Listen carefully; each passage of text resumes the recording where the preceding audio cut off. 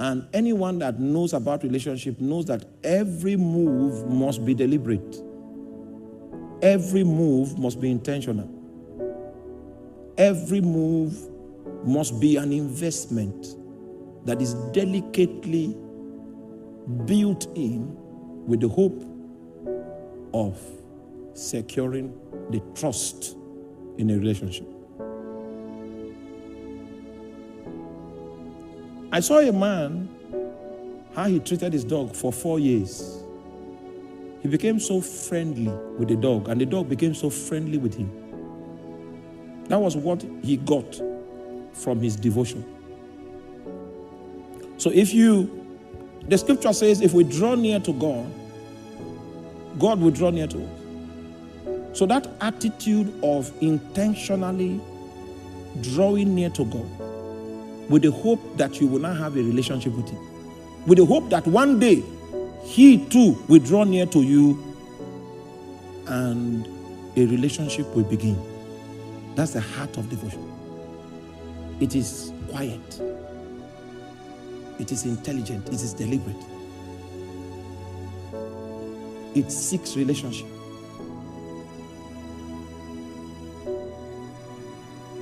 So in prayer, we give our all. There's an aspect, and I'm talking about I'm not talking about prayer, I'm talking about the essentials, what you need. We have not entered the subject of prayer itself. What we are looking at are the essentials.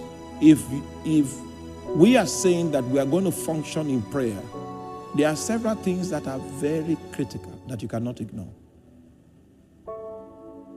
The average Christian knows how to pray in tongues, but he doesn't know how to be sober within to hear God. There's a quietness. How I wish I have words to explain what I'm talking about. Because when God begins to advance to your spirit man, your heart will be able to understand the language of God. The Bible reveals in the book of John chapter 4 verse 24 that God is spirit, and that they that worship him will have to worship him in spirit and in truth. It is your spirit that God, who is spirit, can contact. It's your spirit that God, who is spirit, can touch. Are you there?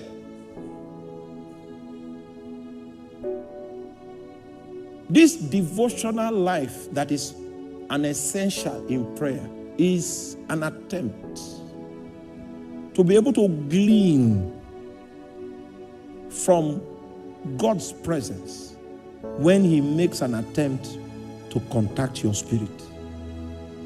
That attitude is already there to be able to understand his language when it shows up. Many of us know how to fly, but we don't know how to catch prey. We don't know how to receive the word of the Lord in our spirit. That's where the masters are separated from the young men. It's in the matter of maintaining a soberness within that can interact with the Spirit of God. So there's a devotional aspect. And the question I have for you today is, how well have you trained your heart to discern the movements of God? This devotional aspect, your capacity to understand the language of God's movements. Because when God begins to move, he's talking. But your heart may not even sense that God is moving. Your heart may not even discern what God is saying by the movements that he sustains within your spirit man. It is that conscious and that deliberate attitude of devotion that will give you the ability to understand the language by which the Spirit of God communicates. Now, I have in my study manual here 14 alphabets of God's communication. Just like our in our English alphabet, we have 26 letters. The one I found so far, my own has 14. These are organic alphabets. They are experiential alphabets. Oh, you are not with me. Let me introduce a scripture quickly.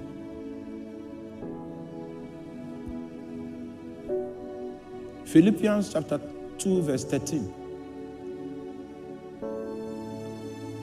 Philippians chapter 2 verse 13.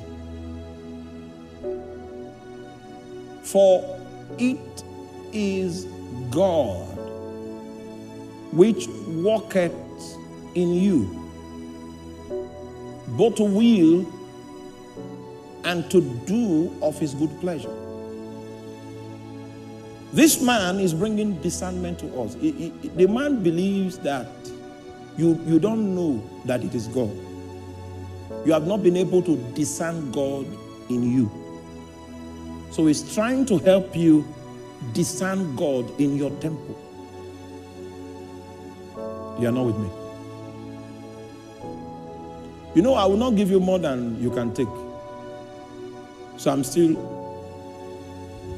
Oh, we have people online. They will not pay for your... He says, it is God that walks within you. How many of you can detect God when he's walking inside of you? If you cannot, it means that you have not built an intentional life of devotion to God. So whereas you can generate a lot of spirit power, and God begins to move inside your spirit, you cannot detect it. So I've seen believers that know how to generate spirit power, but they don't have detection skills. So this man is saying, it is God that walketh in you. And there are two things he does when he walks within you. The first thing is that he begins to flood your heart with his own desires. That's what the King James... Can we change it to NIV? That's what the King James says. Both to will.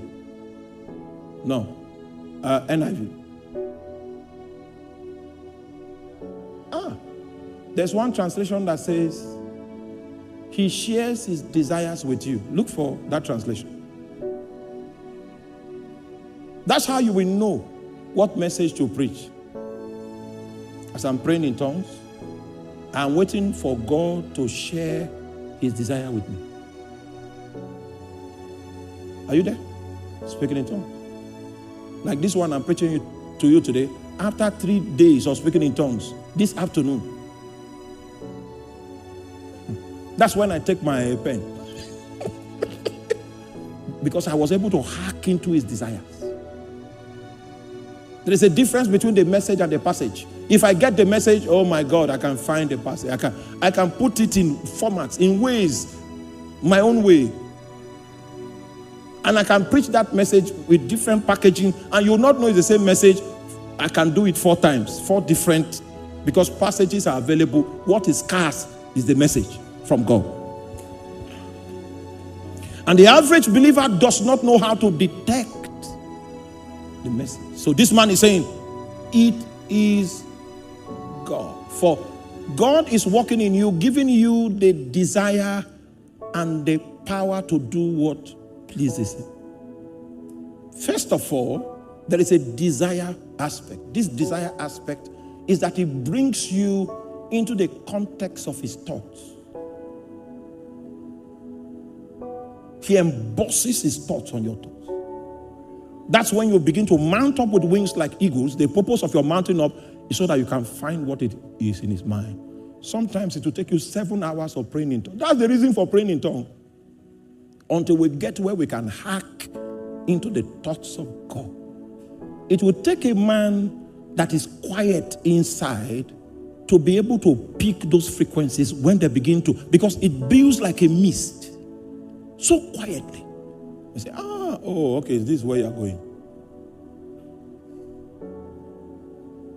It is God. My question to you this night is, can you identify God when he begins to arise in your temple? If you can't, you are not a strong man. It is God that walketh in us. And when he begins to walk with us, the first thing he does is that he shares his desires with us. Then when we now understand his desires, he now empowers us to be able to fulfill the desires that he has shared with us. So that we are not walking for God, but we are walking with God. Our walk is because he first walked. Are you there? You are not following me. It is because he first walked that I am walking. So if he has not walked, me, I can't walk. If you understand what I'm talking about. The average pastor has a message till 2026. So even if God is not working, he's busy. He's busy. If you are like that, you will never master the art of devotion. The man that wants to be devotional is a man that wants to walk the works of God.